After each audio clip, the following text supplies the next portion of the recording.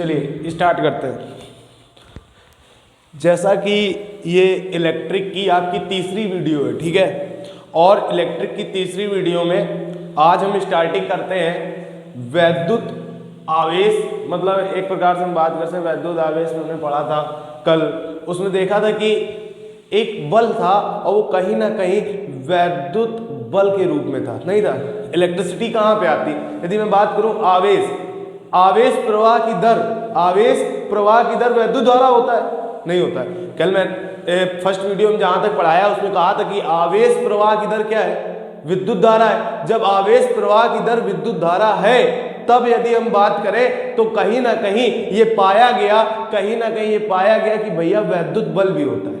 क्या होता है? वैद्युत बल। तो आज दो बातों पे हम बात करेंगे कि पहली बात हमारी ये होगी कि वैद्युत बल से आप क्या समझते हो, और दूसरी बात होगी कि गुरुत्वाकर्षण बल। क्या?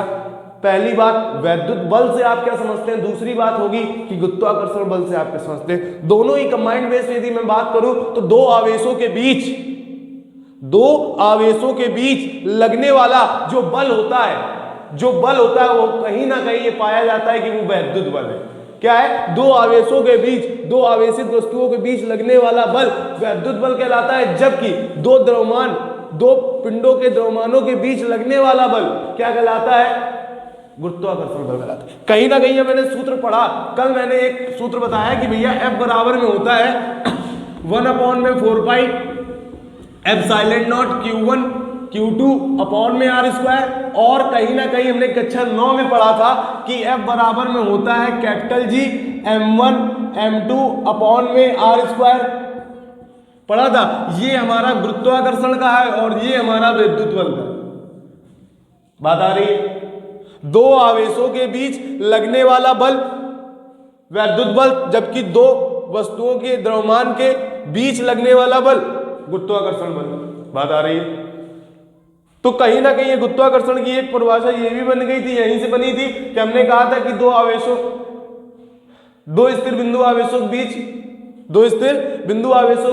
लगने वाला आकर्षण व प्रतिकर्षण बल, कल की वीडियो, दो स्थिर बिंदु आवेशों के बीच लगने वाला आकर्षण व प्रतिकर्षण बल उन आवेशों की मात्राओं के गुणनफल के अनुक्रमानुपाती तथा उनकी बीच की दूरी के वर्ग के व्युत्क्रमानुपाती होता है। लेकिन गुरुत्वाकर्षण की बात करें तो सेम टू सेम वही परिभाषा होगी कि भैया दो स्थिर द्रव्यमानों के बीच लगने वाला आकर्षण व प्रतिकर्षण बल उन द्रव्यमानों के गुणनफल तथा उनकी बीच की दूरी के वर्ग के व्युत्क्रमानुपाती होता है। कहीं ना कहीं आवेश की मात्रा को हटा के हम गुरुत्वाकर्षण में कहीं ना कहीं ये बोल देते हैं कि वो वस्तु के द्रव्यमान है, जो वस्तु के दो द्रव्यमान है उनमें हमने मान लिया कि एक M1 दूसरा M2। बात आ रही है? इतनी बात कंफर्म है तो आगे बात बढ़ाते हैं। हमने कहा F बराबर में capital G M1 into M2 upon में R square, F equal to 1/4 pi Q1 Q2 upon में R स्क्वायर। दोनों ही फार्मूलों की यदि बात करें तो दोनों ही बल है। ये हमारा बल गुरुत्वाकर्षण बल है, जबकि ये विद्युत बल है। क्या बल है? ये विद्युत बल है, ये गुरुत्वाकर्षण। दोनों ही फोर्स है, लेकिन फोर्स के भी टाइप हो गए। टाइप ये बन गए कि पहली चीज ये हमारा द्रव्यमानों के बीच लग रहा है, अर्थात वो जो द्रव्यमानों के बीच बल कार्य करता है उसे गुरुत्वाकर्षण बल कहते हैं, जबकि वो बल जो आवेशों के बीच कार्य करता है वो कहीं ना कहीं कहलाता है विद्युत बल। क्या कहलाता है? विद्युत बल। इतनी बात कंफर्म हो गई। इसके आगे यदि मैं बात करूं कि कंपेयरिंग, किसकी बात करूं? कंपेयर। कैसे कंपेयर कर सकते हो कि कहीं ना कहीं आप बताओ कि विद्युत बल और गुरुत्वाकर्षण बल में अंतर क्या है। तो बेसिकली ये देखा जाता है कि भैया द्रव्यमान, यदि दो पिंडों के बीच द्रव्यमान लगे और आवेशित वस्तुओं के बीच द्रव्यमान लगे तो इसको कॉमन सेंस में सोचा जाए। क्या किया जाए? कॉमन सेंस में सोचा जाए। अच्छा एक बात बताओ, हमने कहा कि इस वस्तु को हम नीचे फेंक दें, ठीक है, तो वो आसानी से चला जाएगा, ठीक है, धीरे धीरे जाएगा। लेकिन वही देखा जाए कि हम आवेश की बात करें तो हम खड़े हो कि कोई किसी तार को छू ले तो उसमें करंट फैला है, वो हमें खींच लेगा, और जब खींच लेगा तो भैया हमारी क्षमता नहीं है कि उससे हम दूर हो जाएं। कहीं ना कहीं एक विद्युत बल अर्थात विद्युत इलेक्ट्रिसिटी पावर इतनी ज्यादा, मतलब देखा जाए पावर में क्षमता है कि आपको वो हटाएगा नहीं, आप उससे हट नहीं पाओगे, समझ लो। लेकिन गुरुत्वाकर्षण बल में क्या हम इसको मारकर तो ऐसे ढीले और जब ढीला तो कहीं ना कहीं उतना बल नहीं लगा, लेकिन शायद आपको हाई टेंशन का तार यदि चिपका ले तो आप खत्म हो जाओगे जब तक नहीं छोड़ेगा। बात आ रही? इस प्रकार मतलब गुरुत्वाकर्षण बल आवेशों के बीच लगने वाला बल अत्यंत ही क्या है, पावरफुल बल है, ये बात हो सकती है। और द्रव्यमानों के बीच लगने वाला बल अर्थात गुरुत्वाकर्षण बल वैद्युत बल से बहुत ही क्या होता है, कम होता है, कम पावर में आती है। मतलब वैद्युत बल के हमें कंपेयरिंग में बोले तो पहली चीज हमें आ गई कि जो वैद्युत बल है क्या है, विद्युत बल है। विद्युत बल, विद्युत बल बहुत बड़ा होता है किसकी तुलना में, गुरुत्वाकर्षण,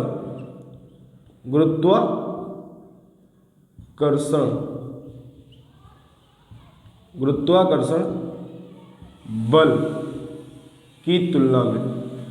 अर्थात कहीं ना कहीं ये आपको डायग्राम, ये चिन्ह क्या बता रहा है, जिस तरफ बल वो छोटा, जिस तरफ खुला वो बड़ा। अर्थात गुरुत्वाकर्षण बल वैद्युत बल से क्या होता है, बहुत कम होता है, मतलब बहुत छोटा होता है, और विद्युत बल बहुत बड़ा होता है। पहली बात आ गई। अब भैया यदि मैं बात करूं कि बेसिकली एक ऐसा पॉइंट भी आता है जो हर टीचर नहीं बताता है। आप यूट्यूब से क्यों पढ़ते हो कि भैया कुछ यूनिक मिले हमें, तो यूनिक क्या है देखो। तो अच्छा एक बात बताना, हमने कहा कहीं ना कहीं ये पाया गया कि आवेश में प्रोटॉन भी काम करते हैं और इलेक्ट्रॉन भी काम करते हैं। क्या काम करते हैं? अर्थात हम बोल सकते हैं दो प्रोटॉनों के बीच, दो प्रोटॉन, पी का मतलब प्रोटॉन, दो प्रोटॉनों के बीच लगने वाला वैद्युत बल, मतलब विद्युत बल गुरुत्वाकर्षण बल से, गुरुत्वाकर्षण बल से क्या कहा, दो प्रोटॉनों के बीच लगने वाला विद्युत बल गुरुत्वाकर्षण बल से कितने गुना अधिक होता है, 10 की घात 36 गुना। 10 की घात 36 गुना। अर्थात हम बोलते हैं कि 10 100 का मतलब क्या है, 10 की घात 2। उसी प्रकार 10 में कितने जीरो लग जाए, 36 जीरो लग जाए तो वो जो मान निकलेगा, रिजल्ट निकलेगा, हमने कहा इसका मान कितना है, इसका मान माना 2 है, इसका मान कितने न्यूटन है, 2 न्यूटन है। तो विद्युत बल का जब कंपेयर की जाएगी तो विद्युत बल का मान कितना होगा, 2 गुणे 10 की घात 6, अर्थात इतना बड़ा मान। तो कहीं ना कहीं हमने पाया कि जो दो प्रोटॉनों के बीच विद्युत बल होता है, दो प्रोटॉनों के बीच विद्युत बल गुरुत्वाकर्षण बल से कितना गुना अधिक होता है, 10 की घात 36 गुना अधिक होता है। बात आ रही है। उसी प्रकार यदि हम इलेक्ट्रॉन पे बात करें, ई पे बात करें, यदि हम इलेक्ट्रॉन पे बात करें तो इलेक्ट्रॉन पे क्या होता है, वही क्रिया। हमने कहा कि दो इलेक्ट्रॉनों के बीच लगने वाला क्या, विद्युत बल, लगने वाला विद्युत बल गुना अधिक होता है कितना, 10 की घात 42 मैक्सिमम माना गया है, 10 की घात 46 माना गया, लेकिन बेसिकली कई किताबों में लिखा है 46, लेकिन जो अच्छी राइटर की बुकें हैं तो उसमें लिखा गया है कि कहीं ना कहीं दो इलेक्ट्रॉनों के बीच लगने वाला विद्युत बल गुरुत्वाकर्षण बल से 10 की घात 42 गुना क्या होता है, ज्यादा होता है। भाई बहुत यूनिक पॉइंट, अंतर आ गया। तो आप पहला अंतर बताओगे, विद्युत बल गुरुत्वाकर्षण बल से अधिक होता है। दूसरा बताओगे, दो प्रोटॉनों या दो इलेक्ट्रॉनों के बीच लगने वाला गुरुत्वाकर्षण बल, अर्थात दो प्रोटॉनों के बीच लगने वाला गुरुत्वाकर्षण बल विद्युत बल से 10 की घात 36 गुना छोटा होता है, या विद्युत बल 10 की घात 36 गुना बड़ा होता है गुरुत्वाकर्षण से। अर्थात ये बोलोगे कि दो इलेक्ट्रॉनों के बीच लगने वाला विद्युत बल 10 की घात 42 गुना बड़ा होता है किससे, गुरुत्वाकर्षण से। दो अंतर समझ में आए? यहां तक कोई दिक्कत हो तो बताओ। चलिए भैया, यहां तक का बात कर ली, इसके आगे बात करते हैं। जैसा कि मैंने अभी तक बताया कि भैया कहीं ना कहीं दो अंतर हो गए, तीसरे अंतर पे आते हैं। भैया एक बात बताओ, पहला पॉइंट तो हमने ये कहा कि भैया जैसे अंतर आया विद्युत बल और गुरुत्वाकर्षण में अंतर लिखो, तो पहला लिखो विद्युत बल का सूत्र 1/4πε0 Q1 Q2 upon r square होता है, जबकि गुरुत्वाकर्षण बल का सूत्र capital G m1 m2 upon में r स्क्वायर होता है। पहला अंतर हो गया। दूसरा अंतर क्या होगा, विद्युत बल अत्यधिक क्षमतादायक होता है, जबकि विद्युत बल अत्यधिक पावरशील होता है, मतलब अधिक सामर्थ्य रूपी होता है, जबकि गुरुत्वाकर्षण बल कम सामर्थ्य रूपी होता है, मतलब कम क्षमता रखता है। बात आ रही। दूसरा तीसरा पॉइंट ये अच्छा होगा कि हम बोलेंगे कि जब दो प्रोटॉनों के बीच लगने वाला, दो प्रोटॉन कंबाइंड वैसे लिख देना नीचे कि दो प्रोटॉनों के बीच लगने वाला विद्युत बल 10⁻36 गुना अधिक होता है गुरुत्वाकर्षण बल से, जबकि दो इलेक्ट्रॉनों के बीच लगने वाला विद्युत बल 10⁻42 गुना बड़ा होता है गुरुत्वाकर्षण बल से। ठीक है, नेक्स्ट पॉइंट क्या है, गुरुत्वाकर्षण बल हमेशा दो द्रव्यमानों के बीच लगता है, जबकि वैद्युत बल दो आवेशों के बीच लगता है। बात आ रही, कोई दिक्कत हो तो बोलो। यहां तक का जितने मैंने पॉइंट बोले 3 से 4 पॉइंट बेसिकली आते हैं, जो कि छोटे छोटे फार्मूले बेस पे बना लोगे कि भैया गुरुत्वाकर्षण बल दो द्रव्यमानों के बीच लगता है, जबकि वैद्युत बल दो आवेशों के बीच लगता है। वैद्युत बल का मान ज्यादा होता है गुरुत्वाकर्षण बल से, विद्युत बल का मान ज्यादा होता है गुरुत्वाकर्षण बल से, अर्थात विद्युत बल अधिक क्षमता रखता है, जबकि गुरुत्वाकर्षण बल कम क्षमता रखता है। दूसरा तीसरा लिखो कि तीसरे में सूत्र लिख दो कि वैद्युत बल का सूत्र 1/4πε0 Q1 Q2 upon r square होता है, जबकि गुरुत्वाकर्षण बल का सूत्र capital G m1 m2 upon में r स्क्वायर होता है। चौथे पॉइंट पे आए तो हमने कहा कि दो प्रोटॉनों के बीच लगने वाला विद्युत बल 10⁻36 गुना बड़ा होता है गुरुत्वाकर्षण से, जबकि दो इलेक्ट्रॉनों के बीच लगने वाला विद्युत बल 10⁻42 गुना बड़ा होता है गुरुत्वाकर्षण बल से।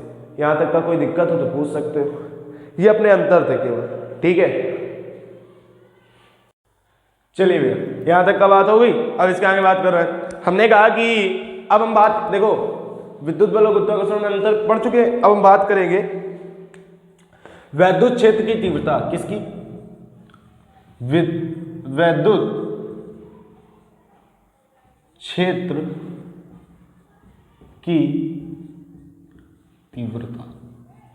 भैया मेरे इतना सिंपली समझ में आएगा कि आपको लगा भैया क्या मतलब मजाक हो गया एक छोटा सा, लेकिन उस छोटे से मजाक को करने से पहले मैं ये बता दूं कि जो Q0 होता है उसे बोलते हैं परीक्षण आवेश। क्या बोलते हैं?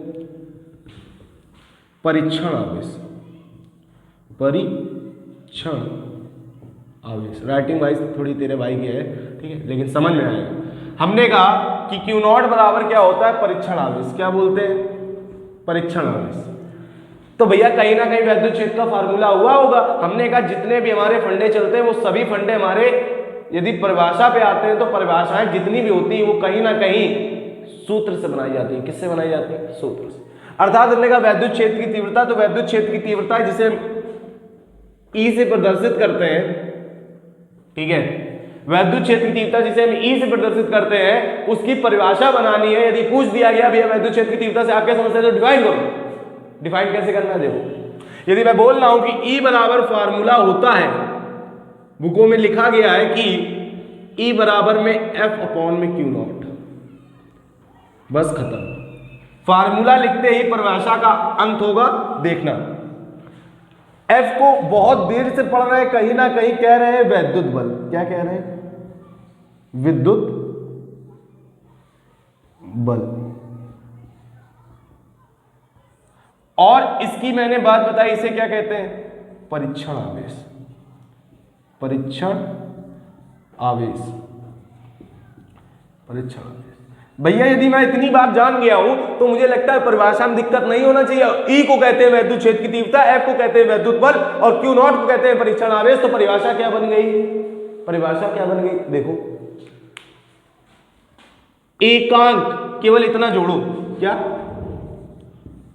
एकांक परीक्षण आवेश। एकांक परीक्षण आवेश पर एकांक परीक्षण आवेश पर लगने वाला विद्युत बल। एकांक परीक्षण आवेश पर लगने वाला विद्युत बल क्या कहलाता है? वैद्युत क्षेत्र की तीव्रता। अर्थात बोल सकते हो एकांक परीक्षण आवेश पर लगने वाला विद्युत बल वैद्युत क्षेत्र की तीव्रता कहलाती है। नहीं बात आई, फार्मूले से ही तो बना है। एकांक परीक्षण आवेश, हमने कहा कोई परीक्षण आवेश था जिसका मान Q0 था, अर्थात हम बोल सकते हैं कि एकांक परीक्षण आवेश पर लगने वाले वैद्युत बल को क्या कहते हैं? वैद्युत क्षेत्र की तीव्रता। खत्म। उड़ा? कुछ समझ में आया? भाई साहब स्पीड बहुत तेज है, यदि मैं स्टार्ट करूं तो माइक्रो सेकेंड में आपको लगेगा कि भैया क्या बोल रहे, मतलब आया और निकल गया।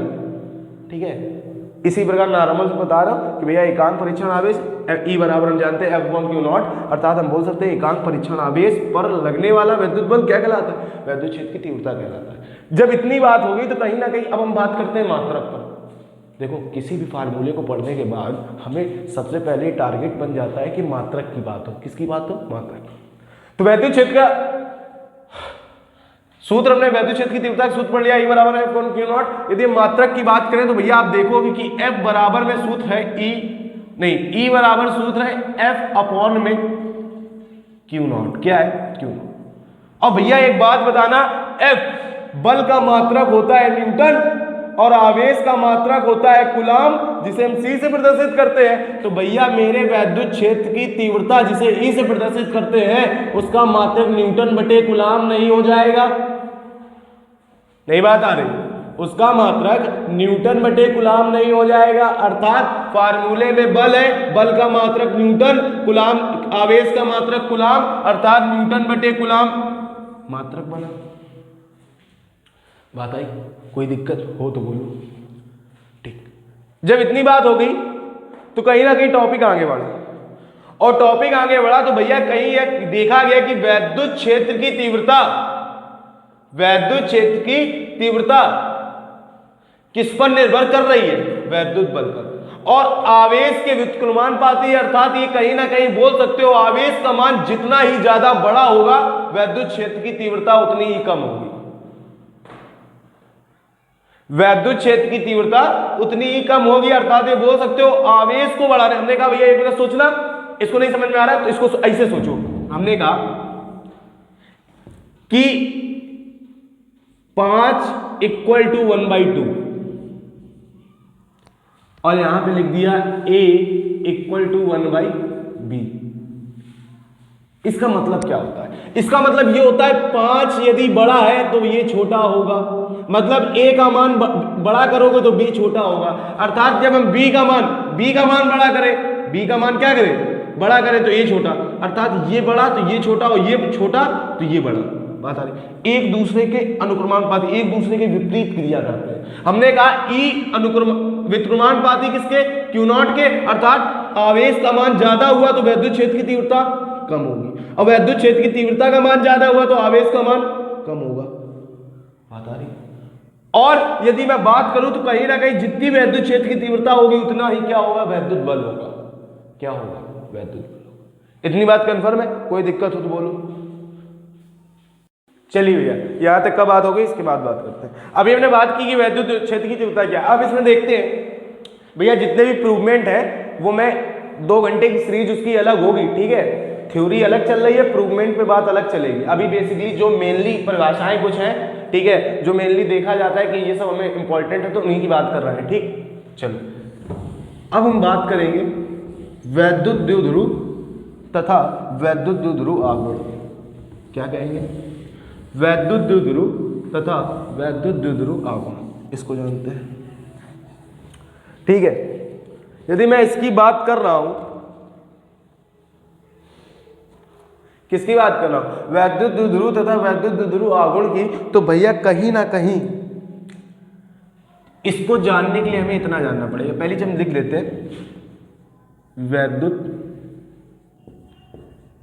द्विध्रुव,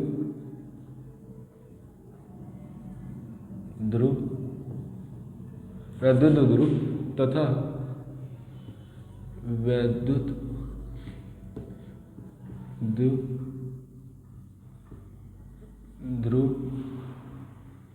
आघूर्ण।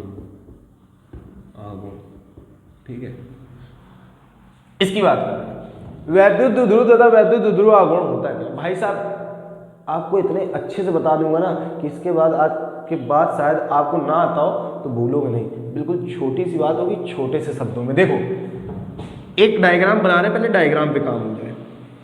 डायग्राम कुछ इस प्रकार से बन गया, ठीक है, और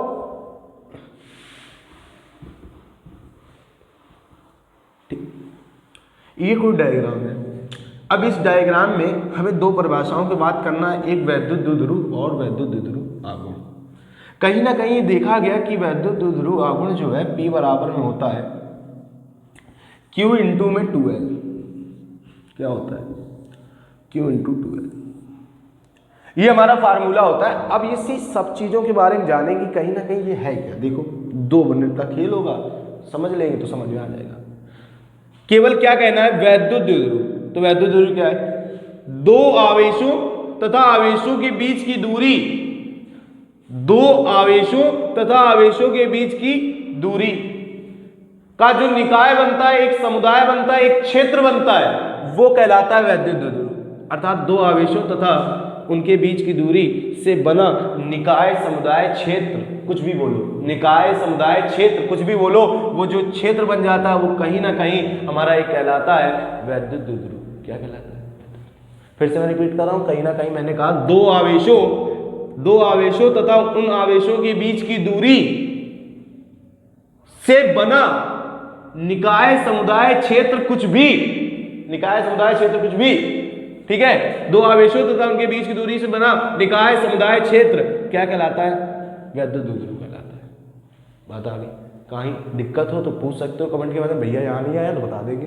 हमने कहा दो आवेशों तथा आवेशों के बीच की दूरी 2L मान ली, कुछ भी हो सकती थी। हमने कहा दो आवेशों तथा उनके आवेशों के बीच की दूरी से बना क्षेत्र समुदाय निकाय कुछ भी हो, क्षेत्र बोल, तो हमने कहा दो आवेशों तथा उनके बीच की दूरी से बना क्षेत्र वैद्युत द्विध्रुव कहलाता है। या दो आवेशों के बीच की दूरी, दो आवेशों तथा दो आवेशों के बीच की दूरी से बना समुदाय क्या कहलाता है? वैद्युत द्विध्रुव कहलाता है। कुछ भी, फाइन, क्षेत्र समुदाय निकाय कुछ भी बोलो। कहने का मतलब ये है अपनी लैंग्वेज को आप कितना अच्छा डिफाइन कर सकते हो, ठीक है। आप किसी को सर बोलते हो तो उसको रिस्पेक्ट मिलेगी, यदि आप उसको यार बोलते हो तो भी उस प्रकार से उसको रिस्पेक्ट नहीं मिलेगी, लेकिन आपने सर बोल दिया तो आप बोलोगे हाँ बच्चा पढ़ा लिखा है।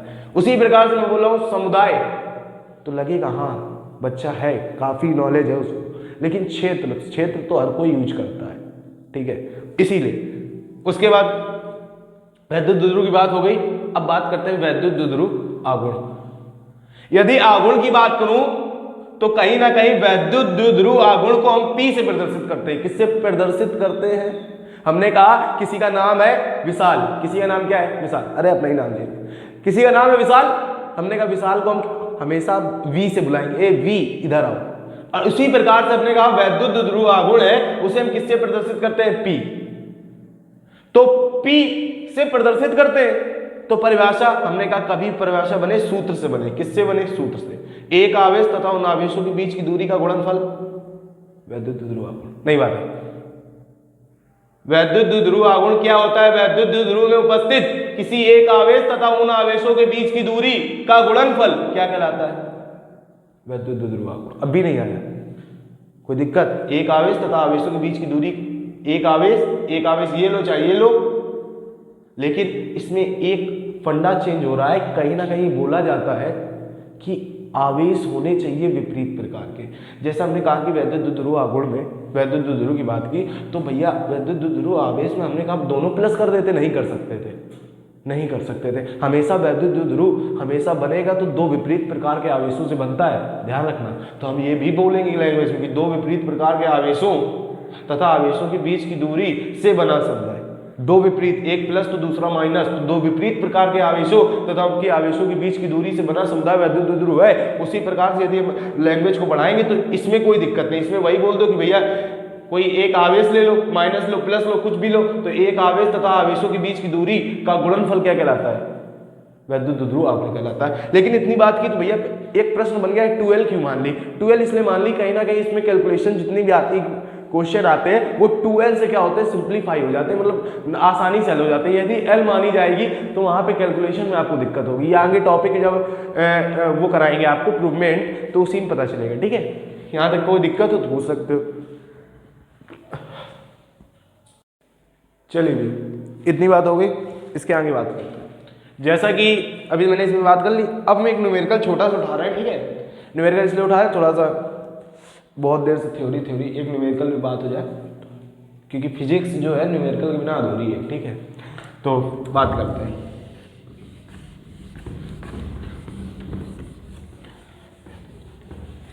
जैसा कि एक न्यूमेरिकल आ जाता है, बेसिकली बहुत ज़्यादा पूछा जाता है, आपका स्टैंडर्ड हाई स्कूल से स्टैंडर्ड स्टार्ट होता है, इंटर तक का पूछा गया है, ठीक है। और वो न्यूमेरिकल जो है बहुत ज़्यादा इंपॉर्टेंट, कहीं ना कहीं वो एक नंबर पे हमेशा पूछा जाता है, पेपर में रखा गया। आप देखोगे उस क्वेश्चन को यदि उठाओगे, जिसकी मैं अभी बात करूँगा, उस क्वेश्चन को यदि उठाओगे तो भाई साहब साल में जितने कभी भी पेपर बने, आज तक का जितने भी पेपर बने, समझ लो भाई साहब, बहुत ज़्यादा होता है कि मतलब वो क्वेश्चन तो पक्का मिलेगा, एक नंबर में मिलेगा या फिर 2 नंबर में कैलकुलेशन में दे देगा, या फिर डायरेक्ट मतलब मिलना है, बिल्कुल 100% मिलना है, इसको मान को चलो, ठीक है। तो इसके बारे में बात करेंगे, न्यूमेरिकल क्या है। बहुत छोटा सा होगा, बस बच्चा कंफ्यूजन में आ जाता है कि भैया करें कैसे। देखो क्वेश्चन आता है कि एक कूलाम आवेश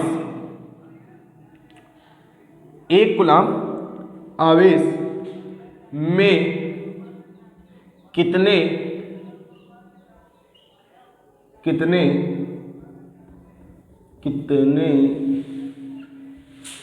इलेक्ट्रॉन होते हैं, कितने इलेक्ट्रॉन होते हैं,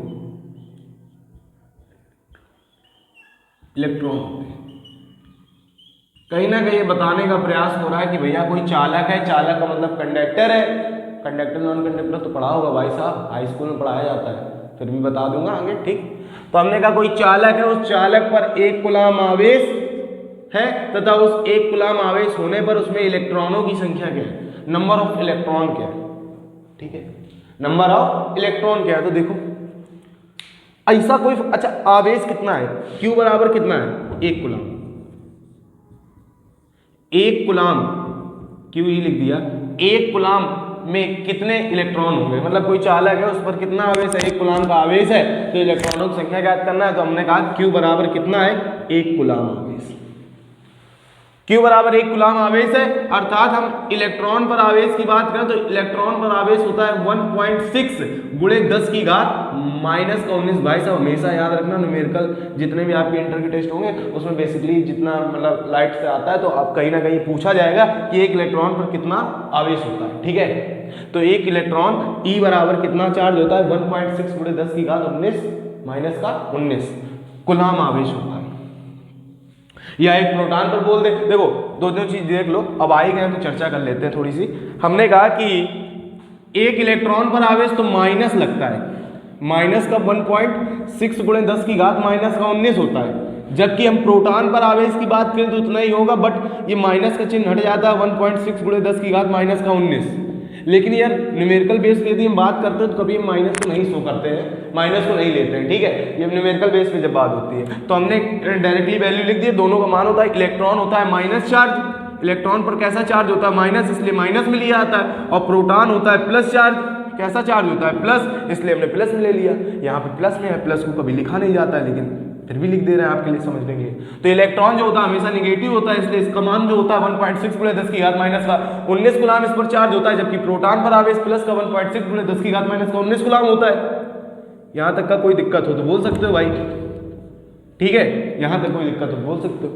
चलो जब इतनी बात हो गई तो कहीं ना कहीं हमने बोला कि भैया E बराबर में 1.6 गुणे 10 की घात माइनस का 19 कूलाम होता है, हम जानते हैं, और Q बराबर जो होता है 1 कूलाम दिया गया है। अब अच्छा एक ऐसा फार्मूला टारगेट करो जिसको मैंने पढ़ाया है कि QI EI और Ni नंबर ऑफ इलेक्ट्रॉन, कितने इलेक्ट्रॉन होंगे या होते हैं। तो हमने कहा संख्या पूछ रहा है, कहीं ना कहीं संख्या को ही तो नहीं लिखा था, नंबर पूछ रहा है ना। अच्छा कोई ऐसा फार्मूला होता है जिसमें QI EI और Ni, अर्थात सोचना स्टार्ट किया, बैक पहली वीडियो में गए तो हमने देखा था Q बराबर Ni, क्या गया था, Ni, number of electron equal to आवेश, number of electron equal to आवेश, अर्थात Q का मान 1, E का मान इतना, नंबर नहीं निकाल पाएंगे, निकाल आएंगे, अर्थात हम बोलेंगे कि N बराबर हो जाएगा Q अपॉन E, हो जाएगा कि नहीं हो जाएगा, और Q का मान कितना है, 1 कूलाम, ई का मान कितना है 1.6 गुणे 10 की घात -19। यहां तक कोई दिक्कत हो तो बोलो।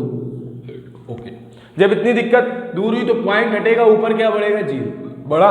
16 से 10 में भाग जाएगा नहीं तो पॉइंट लगेगा, लेकिन पॉइंट को ना लगाओ, थोड़ा सा कैलकुलेशन को सिंपल बनाओ।